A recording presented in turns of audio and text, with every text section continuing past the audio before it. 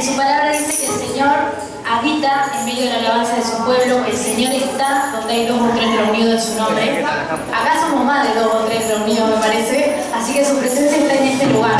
Yo te invito a que le des un fuerte aplauso al Señor. Vamos a alabar su nombre.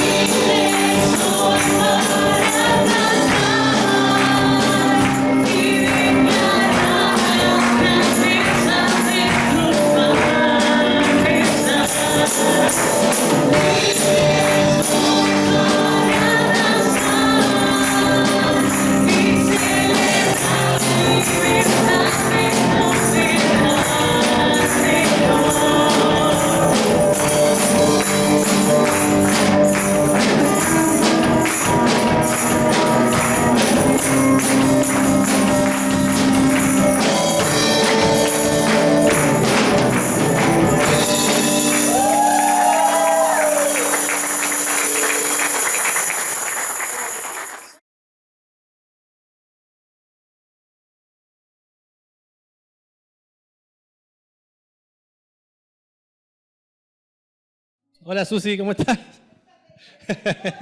Hola Susi, ¿cómo estás? Ah, bueno, buenas noches. ¿Qué pasó? Nos relajamos con las adoraciones, nos liberamos todo, quedamos todos mansitos, me lo dejaron. ¿Qué tal? Hoy realmente no me tocaba predicar a mí, pero sucedió una de esas cosas que uno no programa, pero que el Espíritu sí programa. Sucedió que hace unas noches atrás estaba durmiendo muy profundamente y de pronto tuve una seguidilla de pensamientos que, como mencionó la pastora, anotá todo, me dijeron, y anoto todo, y se los recomiendo. Si llega un sueño, algo raro que pasa, anoten, se despierten en ese momento, agarran el celular, anotan algo, un papelito, una lapicera, lo que sea, porque al otro día no me acordaba ni que anoté siquiera. Cuando voy a agarrar el teléfono para ver las notificaciones del día, dije, yo que tenía abierto el blog de notas y vi unas notaciones así, dije yo, empecé a leer, me administré solo, nada. Pero no, sí unas ideas que yo decía, ¿para qué son? ¿Para qué? Y bueno, dije, serán para la próxima prédica porque esto solamente pasa cuando el Señor me habla. Y no me correspondía la fecha de Santa Cena, pero bueno, el Señor acomodó las cosas y ahí dije, para eso era. Así que hoy vamos a hablar un tema, el título de la prédica se llama Brian, el título de la prédica. A ver si lo tengo igual, porque lo cambié tantas veces. ¿Qué quedó? ¿Sanidad? No tan distintos. Ahí estaba. Sí, ese fue el que más me gustó. ¿Y referido a qué? Yo no sé qué habré estado pensando antes de dormir, pero en las anotaciones que tenía, porque siempre primero tomo para mí la palabra, esto se aclara, ¿no? Había pensado en varios personajes bíblicos, siempre reflexionando, ¿no? Pero al mismo tiempo me di cuenta que yo los estaba juzgando bastante a esos personajes. Y no estoy hablando de los buenos, sino de los malos momentos. Por ejemplo, de Israel cuando se queja del Señor. Yo me anoté varios, pero solamente los voy a pasar por arriba. Y bueno, los fariseos que saben que siempre se confrontaban con el mismo Jesús, diciéndole que sabían más que él de la palabra. A ver, otra circunstancia. Aarón y María cuando murmuran contra Moisés porque se había casado con una incircuncisa. Oh, por favor, esas cosas que vos decís, y lo hace esa gente que eran sacerdotes del pueblo de Israel. El pueblo cuando pasa por el Mar Rojo, yo siempre dije, ¿cómo puede ser que se empezaron a murmurar apenas pisaron la arena del desierto después de cómo Dios los sacó con su mano de poder, mostrándole milagros? Caminaban con una columna de fuego alrededor de ellos, una nube que los seguía. Tantas cosas, el maná que caía del cielo todos los días y no veían esos milagros porque los hacían cotidianos, pensaba yo. Pero al mismo tiempo los estaba juzgando, porque estaba diciendo, ¿cómo no se pueden dar cuenta? Y lo que me pasó a mí esa noche fue reflexionando, que decía, ¿y si yo hubiera estado ahí, cómo hubiera reaccionado? O peor. Igual o peor, es verdad. Porque yo pensaba, a ver, está bien. Ellos en Egipto se habían olvidado de Dios, por ejemplo. Fue una de las primeras cosas que yo reprochaba. ¿Cómo se pueden olvidar de Dios con la historia que tenían? Pero bueno, la historia que tenían, ¿a dónde la tenían? ¿En el bolsillo, en el celular? ¿La tenían en la Biblia? No, la tenían que tener acá.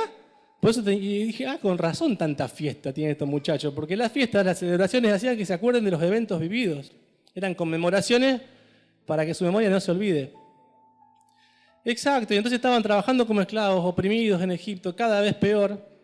Y era difícil en ese momento decir, Señor, te alabo, no iban a la iglesia, no había iglesia. Entonces yo en ese momento, ¿cómo hubiera reaccionado? Posiblemente igual. Y yo pensaba en todo esto y decía, los reyes, ahí sí, porque ya otra época, el rey de Israel. Y los reyes, cuando leemos la historia de los reyes, qué poquito podemos guardar de los reyes. ¿Pero por qué? Yo decía, a ver, me voy a poner en el lugar de ellos, decía, a ver, ¿cómo fue que cayeron a hacer cosas que ofendían a Dios siendo los reyes del pueblo de Dios? No tenía mucho sentido.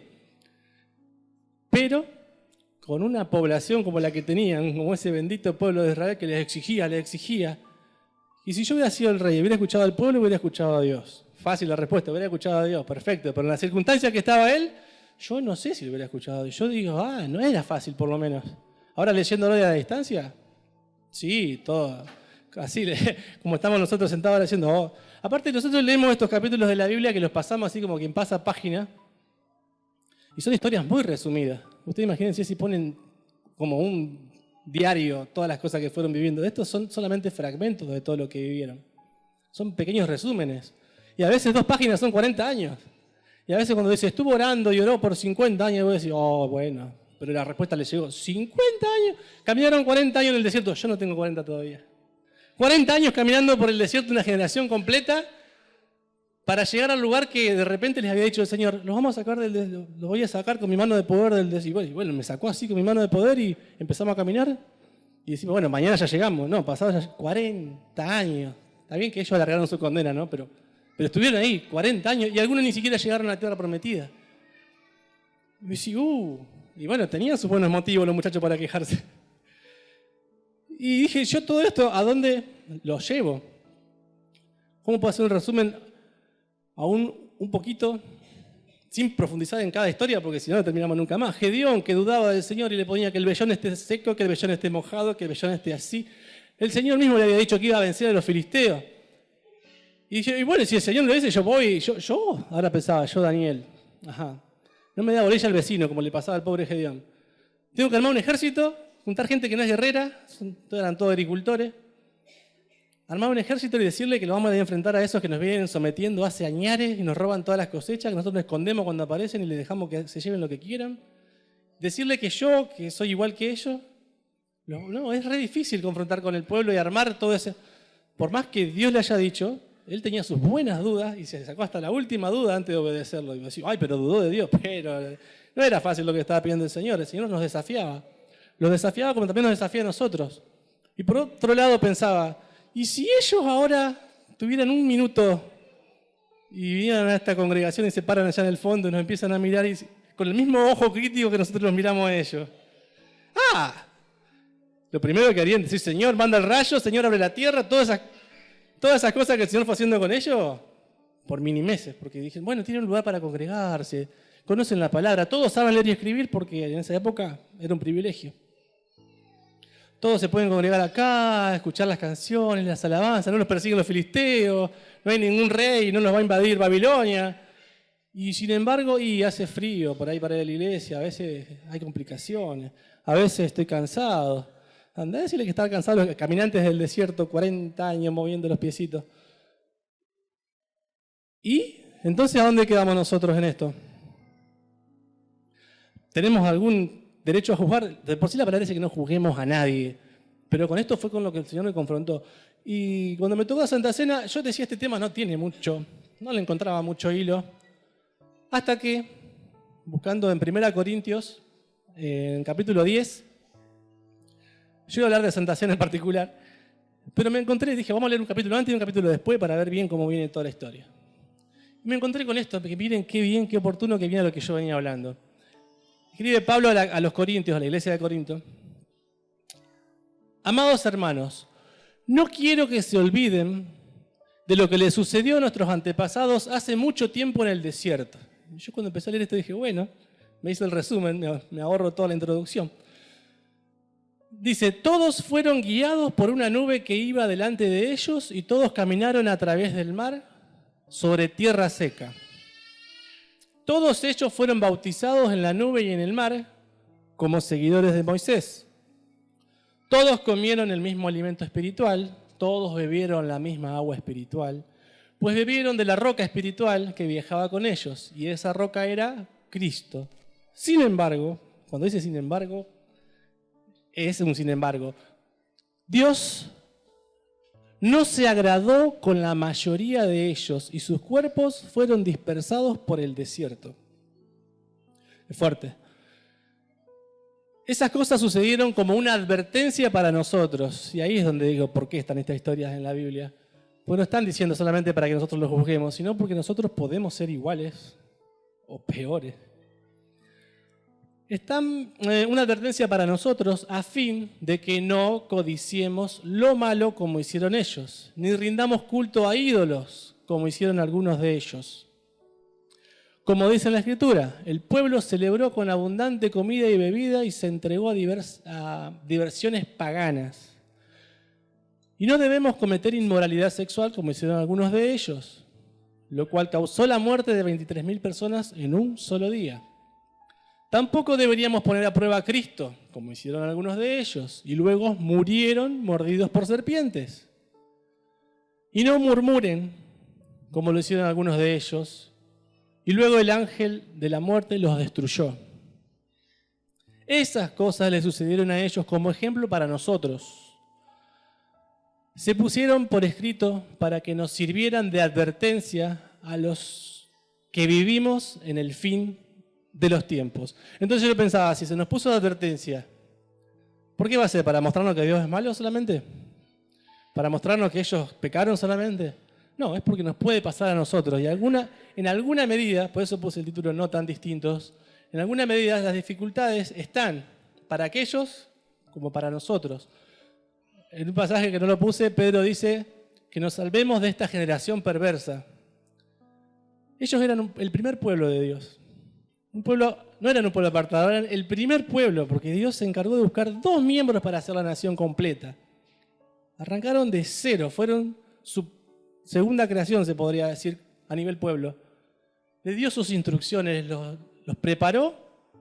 Miren cuánta dedicación, cuánto tiempo, cuánto esfuerzo. Se manifestaba con ellos muy seguido, se mostraba a todo el pueblo tal cual era, los salvaba con milagros, y sin embargo, ellos se desviaron igual.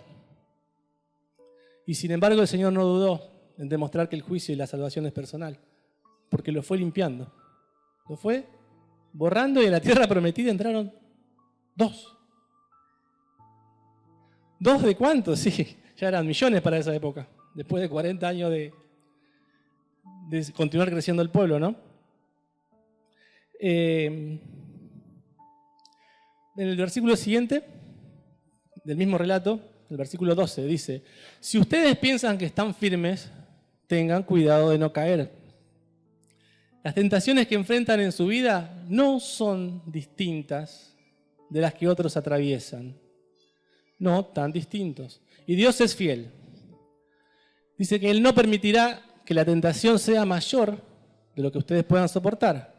Y cuando sean tentados, Él les mostrará una salida para que puedan resistir. Yo cuando leí esta parte me acordaba de las tentaciones que tuvieron ellos. Y entre eso menciona la idolatría. Y está bien, ellos por ahí, yo cuando leía decía, bueno, Señor, pero pusieron estatuas adentro del templo. Era terrible. Y yo pensaba, ¿y hoy qué sería similar a eso? Y quizá alguno es muy fanático de alguna cosa que tiene más importancia que Dios. Quizás el clásico del domingo que viene les perjudica en sus planes y si no aparecen por la iglesia. Quizás están allá en el fondo mirando lo que les interesa en el celular en vez de estar rindiendo la atención que el culto se merece para el Señor. Y a veces también tenemos otro tipo de idolatrías, la familia, el trabajo, el dinero. Y sí, la idolatría todavía está y todavía está dentro de la casa del Señor. Si no, esta escritura no tendría sentido y el Señor no lo hubiera puesto para que lo leamos. Es fuerte creer que también esto pasa adentro de la iglesia, no solamente afuera. Pero por eso, esto fue la introducción y luego en el siguiente capítulo, Pablo escribe en el capítulo 11, verso 17, dice: en las siguientes instrucciones no puedo elogiarlos, pues parece que hacen más daño que bien cuando se juntan. Primero, oigo que hay divisiones entre ustedes cuando se reúnen como iglesia y hasta cierto punto lo creo. Cuando ustedes se reúnen, la verdad es que no les interesa la cena del Señor, pues algunos se apresuran a comer su propia comida y no la comparten con los demás. Quiero hacer un parate acá, una aclaración, que antes esto era una celebración como las celebraciones que tenían judíos, no era solamente juntarse en una iglesia, iglesias no había, pero se juntaban y celebraban como una fiesta, como hacemos, por ejemplo, Navidad, y celebraban la cena y también comían comida. Dicen como resultado algunos se quedan con hambre mientras que otros se emborrachan, o sea, es decir, algunos tenían de más y otros de menos, entonces esto estaba mostrando diferencias, no se compartía. No es como pasó en una reunión de matrimonio que todos me compartieron, yo probé la tarta de uno, la pizza del otro, los sándwiches del otro, y yo veía esa comunidad y la pasamos tan lindo y yo decía, bueno, eso le agrada al Señor. Esto evidentemente estaba pasando en Corinto y entonces Pablo les escribe para ordenar, dice el título de esa parte, de ese capítulo, dice orden en la cena del Señor.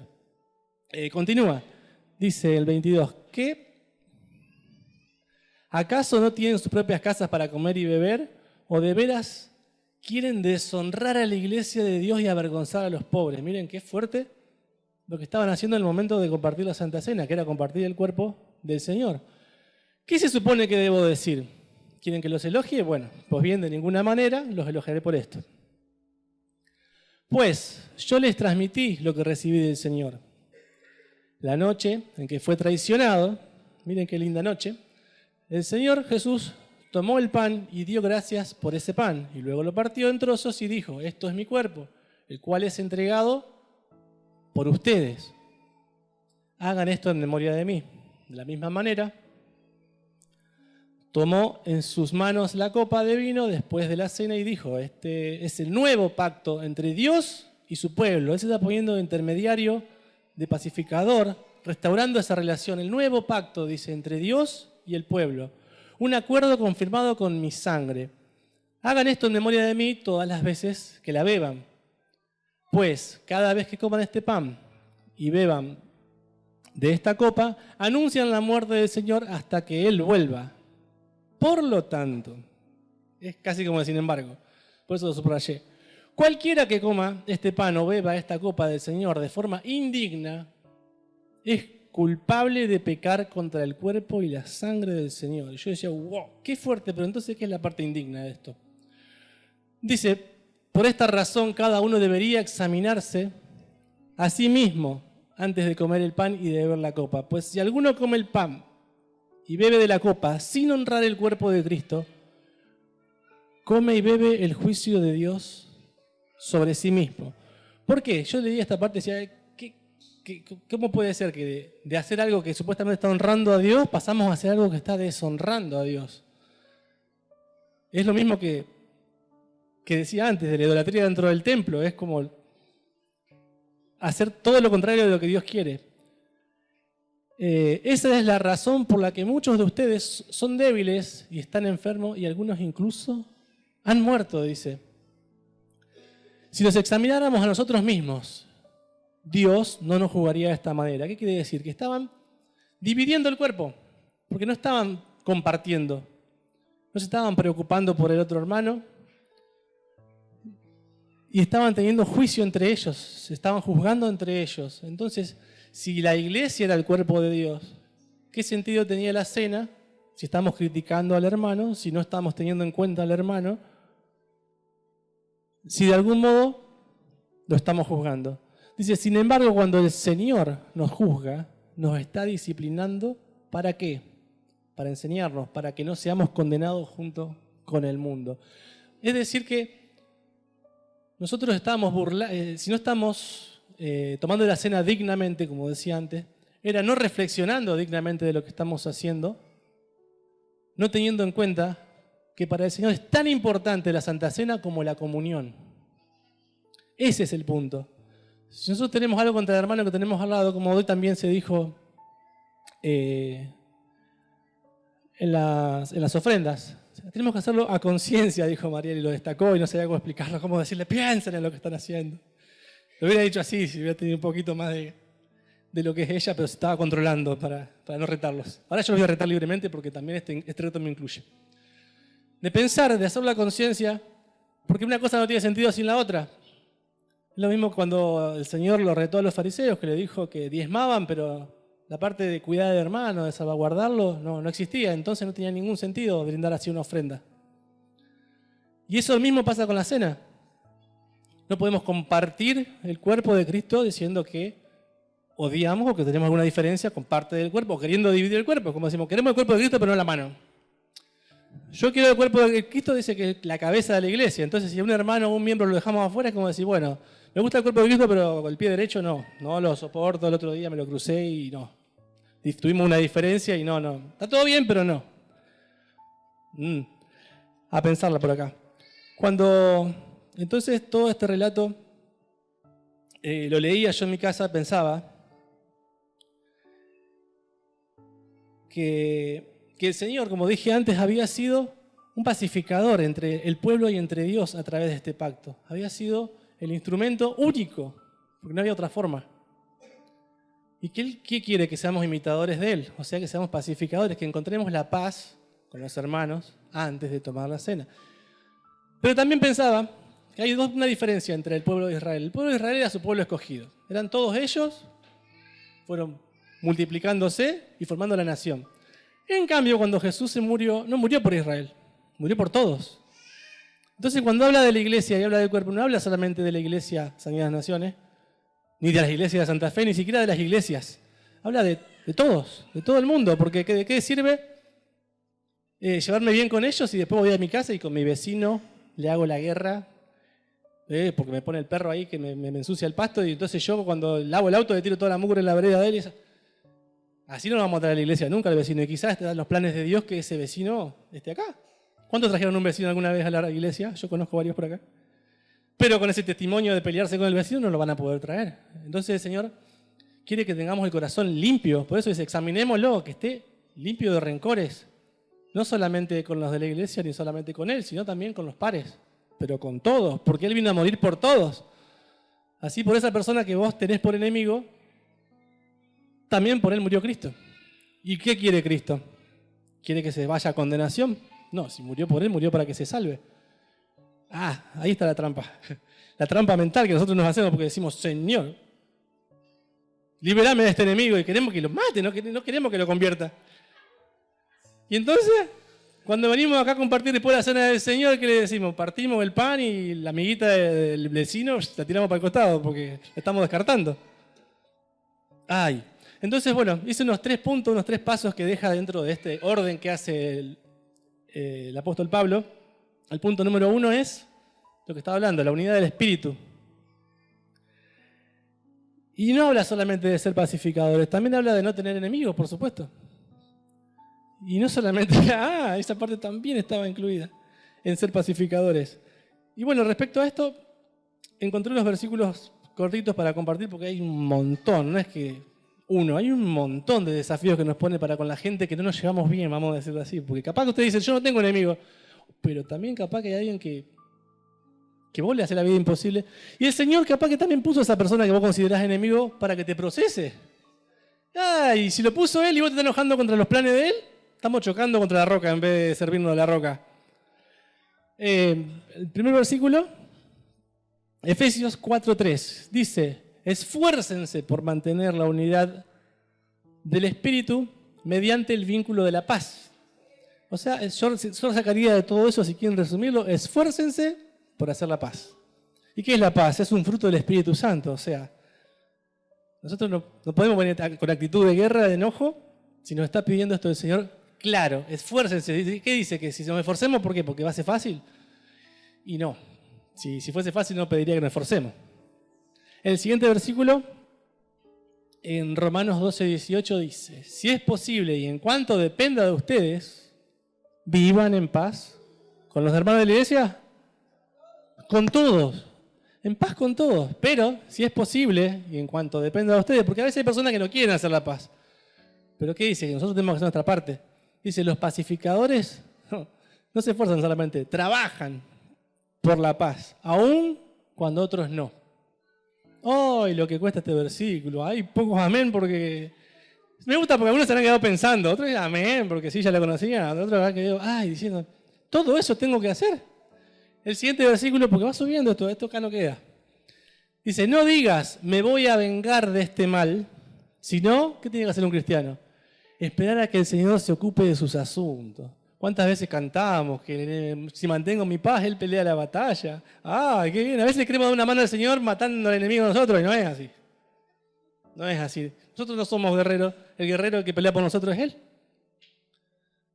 Así que, bien como va trepando y va subiendo el desafío. No quedó ahí nomás. ¿Y un versículo más creo que hay? En Proverbios 24. Sí. No te alegres cuando tus enemigos se caigan. No te pongas contento cuando tropiecen, pues el Señor se molestará contigo, dice, y quitará su enojo de ellos. El Señor pelea por nosotros, pero si ve que nosotros, en vez de decir, Señor, haz justicia, que este hermano entienda, que entre en razón, y decir, Señor, eliminalo, sacalo, ¿para qué lo queremos en la iglesia? ¿Qué va a hacer el Señor? Va a ser al revés.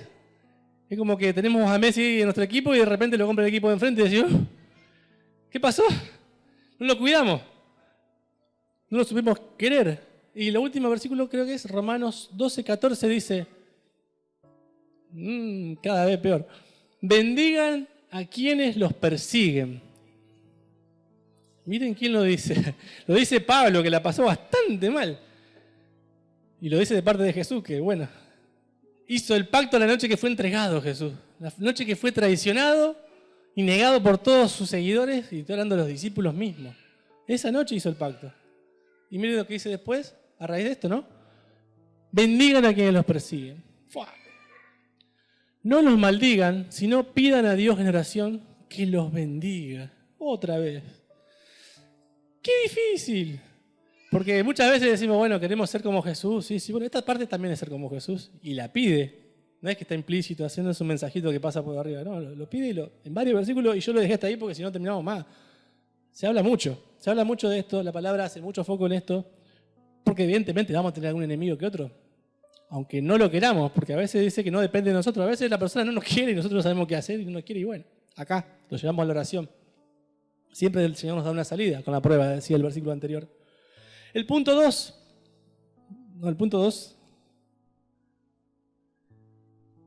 Reverencia, porque lo que decía Pablo es que le habían perdido la importancia de la cena. Estaban haciendo eso como una fiesta ya. Ya no era la celebración del Señor, una fiesta era. Se comían todo, algunos se emborrachaban, dice. Acá no pasó, eso porta quería aclarar, me olvidé. Acá compartimos la comida, pero no, ni siquiera hubo alcohol. Pero no. Acá dice que hasta se emborrachaban, o sea, ya estaban totalmente irrespetuosos ante algo que debería ser para honrar a Dios. Y yo busqué la definición de reverencia que decía esto. Actitud de profundo respeto y amor. Una conducta reverente hacia Dios incluye honrarlo, expresarle gratitud y obedecer sus mandamientos. Todo lo que veníamos hablando, tenemos que cumplirlo. Todo esto es cuando venimos a tomar la Santa Cena. En la siguiente placa. Sí. Bueno, me adelanté, me parece. Volvé, por favor. De esta reverencia, eso sí, quería destacar antes en la Santa Cena, es porque, ¿qué es lo que vamos a recordar acá? Hoy se cantó que somos libres. ¿De qué somos libres? ¿Alguien pensó de qué somos libres? Libres del pecado, muy bien. Libres del pecado, bueno, Melanie lo dijo también cuando habló entre medio de las canciones. Yo estaba atento, Melanie, no me olvidé. ¿Qué dijo que esto? ¿Qué nos recuerda? Nos recuerda que a través de la sangre de Jesús somos libres del pecado. El primer pacto era libres de Egipto. Eso es lo que celebraban en las Pascuas. La celebración era que habían sido libres de Egipto, libres de la opresión, libres de la esclavitud. Y ahora también, con este pacto, libres de la esclavitud, ¿de qué? Del pecado. Porque el pecado, como bien sabemos, nos lleva a muerte. ¿Qué es la muerte? Es la separación de Dios. O sea, no había forma de volver a Dios. Pero Jesús nos dio vida. Nos dio vida a través de este pacto.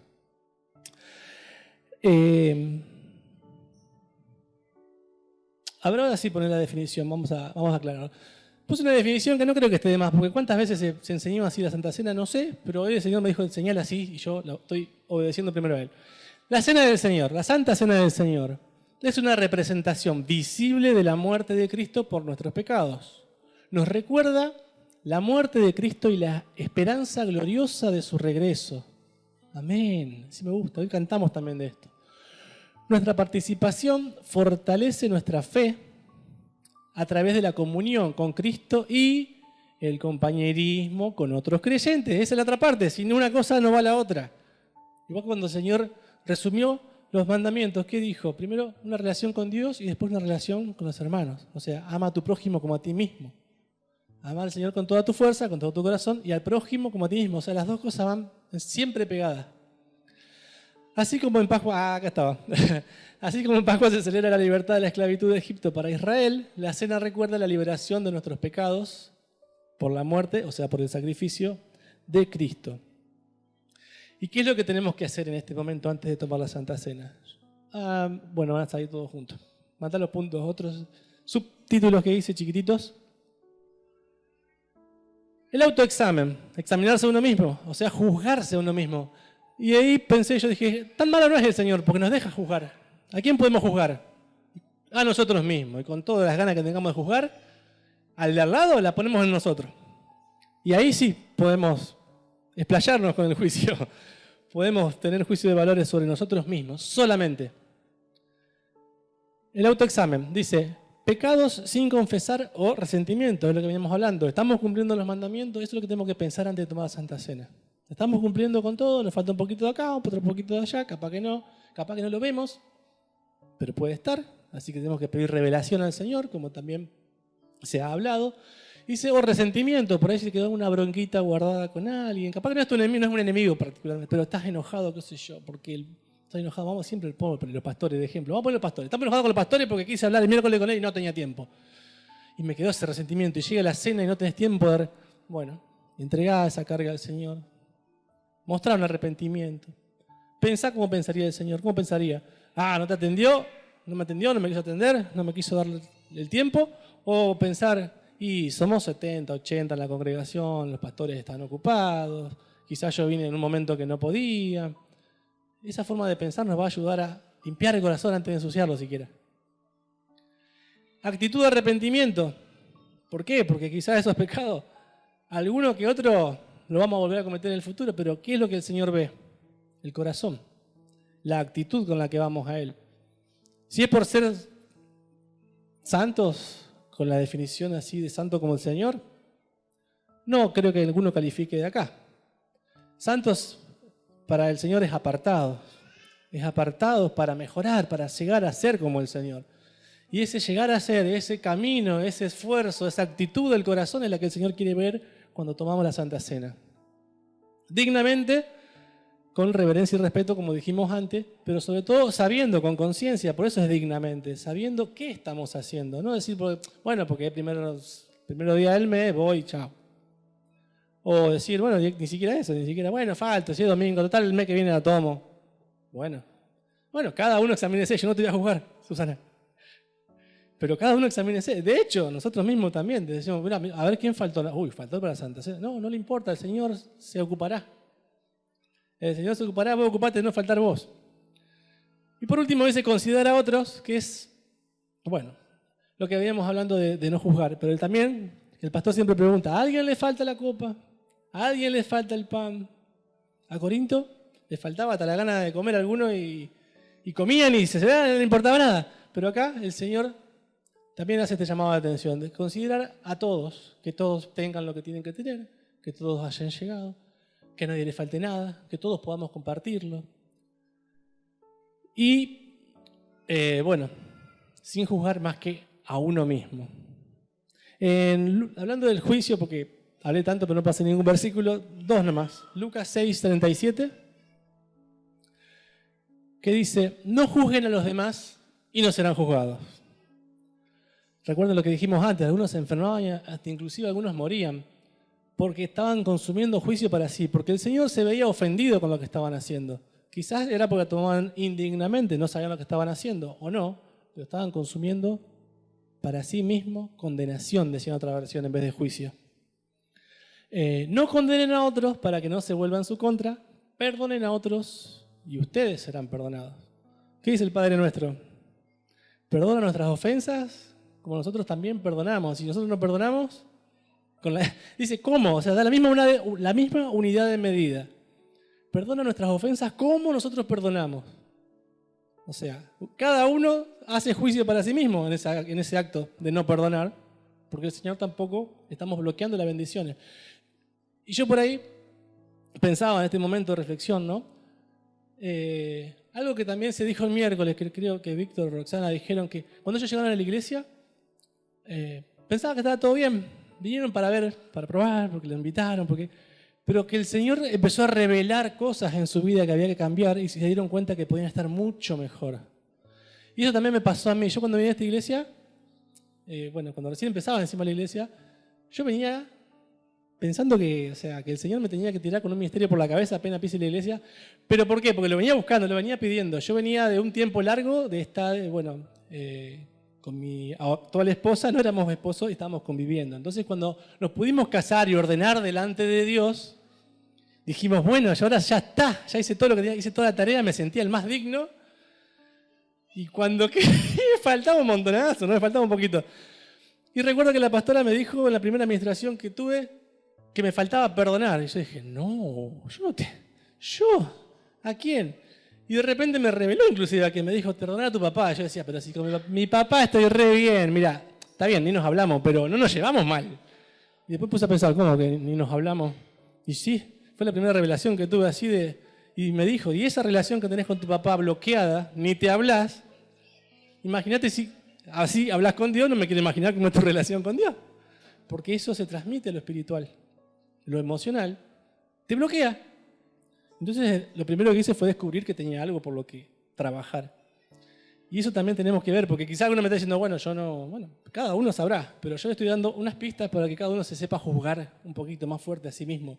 Porque esa disciplina, ese juicio fuerte hacia sí mismo, nos va a sacar de la condenación más grande, que es la condenación del mundo. Cuando el Señor venga a condenar al mundo. Así decía el versículo que leímos hace un ratito. El otro versículo de Romanos 14:13, la Nueva Traducción Viviente estoy leyendo. Así que dejemos de juzgarnos unos a otros, por el contrario, propónganse vivir de tal manera que no causen tropiezo ni caída a otro creyente. Esto es muy triste, pero a veces hay juicio también dentro de la iglesia. O por ahí queremos exhortar y no sabemos exhortar y estamos haciendo de tropiezo. Por ahí algún hermano lo miramos mal porque vaya a saber qué hizo. Y va a pensar, y bueno, para que me traten así me voy a mi casa, que me tratan igual. Y estamos bloqueando la entrada a la iglesia, ni más ni menos. Por ahí la diferencia entre personas, sobre todo cuando son personas nuevas, que piensan que acá adentro somos todos buenos. Imagínate, se chocan con uno que no es tan bueno como ellos pensaban y se piensan, no, para esto me quedo en mi casa. Yo lo he escuchado de personas que me han dicho, ¿vos sos cristiano? Oh, y entonces se venía eso. No, o si no, piensan peor todavía. Esta cosa de, yo no puedo ir a la iglesia porque yo no soy hipócrita como todos los que están ahí adentro. Bueno, bienvenido. Yo decía, no, en mi iglesia no son todos así. Algunos nomás, pero siempre va a haber, porque bueno, uno trata de buscarle. Pero bueno, esa gente tuvo una mala experiencia y por eso ya no quiere ir más. Y eso es lo que no tenemos que hacer. Tratar de no ser de tropiezo ni mucho menos de caída para otros creyentes. Por último, la cita de Timoteo. Dice, en presencia de Dios, Timoteo escribe, y de Cristo, Jesús, quien un día juzgará, miren quién nos va a juzgar, así que no juzguen porque Él dice que un día juzgará a los vivos y a los muertos cuando venga para establecer su reino. Te pido encarecidamente, y esto se lo dice a todas las iglesias, no solamente a esta iglesia, predica la palabra de Dios. Es la misión de la iglesia, predica la palabra de Dios. Mantente preparado. O sea, no nos podemos relajar. Esto es así. Donde te relajaste, perdiste. El enemigo gana territorio. Como en la guerra. Cuando en una guerra, vos no buscás avanzar, avanza el enemigo. Sea o no el tiempo oportuno. ¿Cuántas veces le pusimos excusas al Señor de no, más adelante, ahora yo recién fui padre, diría yo en este momento. Otro ministerio más. No, por favor, Señor, déjame descansar un poquitito. Sea o no sea el tiempo oportuno, no importa. Siempre preparado. Corrige, reprende y anima a tu gente con paciencia. ¿Esa palabra? Paciencia. Estaba ahí, no la puse yo. Con paciencia y con buena enseñanza. Qué distinto a lo que habla de juzgar, porque de juzgar se va a ocupar el Señor, dice antes. ¿Amén? ¿Cuántos dicen amén de esto? Así que yo ahora quiero hacer una oración. Brian, si puedes poner esa canción que te dije. Para, antes de pasar a tomar la Santa Cena, tener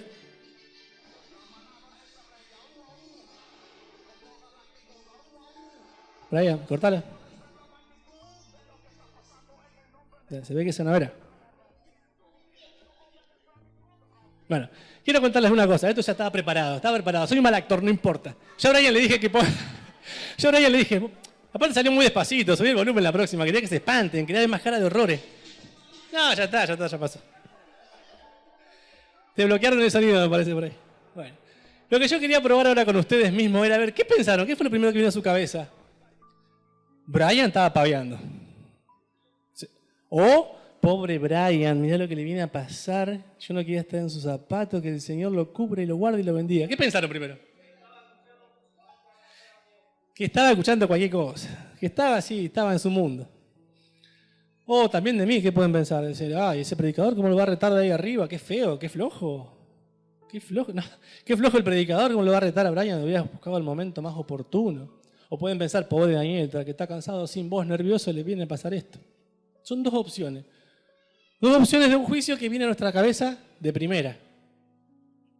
Pero bueno, cada uno analice por qué lado fue su corazón para que eso llegue a su mente. Y ahora sí, pone un versículo más, Brian, que había quedado dando vuelta, porque si no, parece que estoy hablando yo nomás.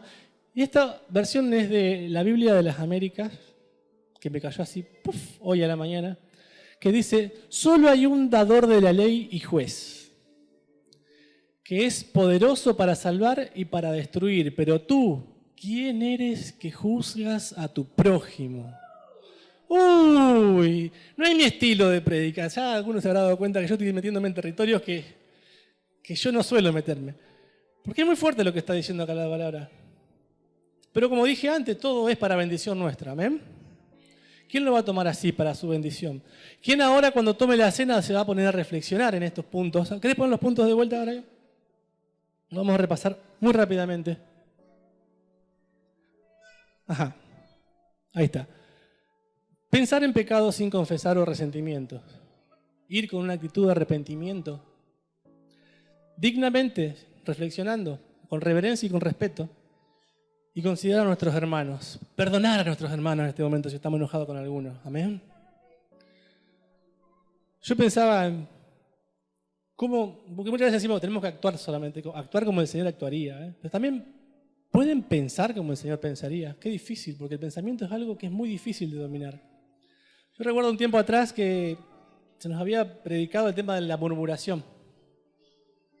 Entonces, con mi esposa estábamos en una serie de devocionales que también hablaba del mismo tema. Y dijimos, bueno, ¿hasta dónde nos pasamos los motivos de oración y hasta dónde empezamos por ahí si nos vamos de tema y estamos con los motivos de oración mucho tiempo hablando, viste, que el hermano... Y sí, pero yo le dije, y bueno, pero no hizo, pero bueno. Y se le dijo, y mirá que se le dijo. Y, bueno, ¿y de qué edifica? ¿De qué sirve? Dijimos, bueno, vamos a cortar con esto.